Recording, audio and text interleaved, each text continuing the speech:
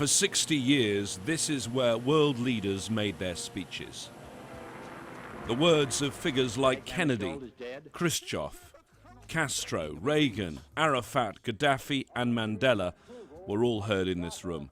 Now it's closed for renovation. This is the temporary building where this year's meeting will take place, a conference room converted into a UN chamber, where once again there are likely to be calls not just for the modernisation of UN buildings, but of the whole system.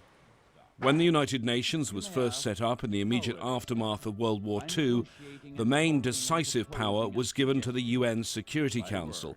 It has 15 members, but only 5 of them are permanent. Only 5 have the veto.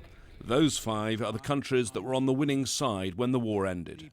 The world should be dynamic. Things are changing and we should rise to the occasion. The system that was developed at the time was a good one, but over the years things have changed and those realities should be incorporated. The UN system works when the 5 major powers are in agreement, but when they disagree there is deadlock. For 2.5 years there's been no progress at all on Syria, while over 100,000 people have died.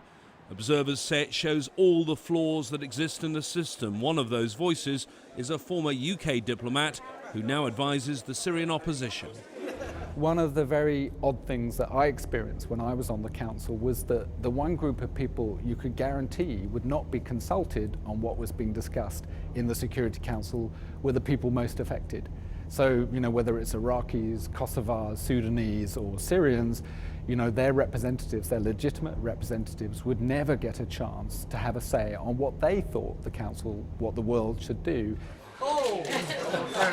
World leaders have been arriving here in New York. There'll be much talk over the next week about reform of the whole UN system, but there's little chance of concrete progress on what so many people say are much needed changes. James Bays, Al Jazeera at the United Nations.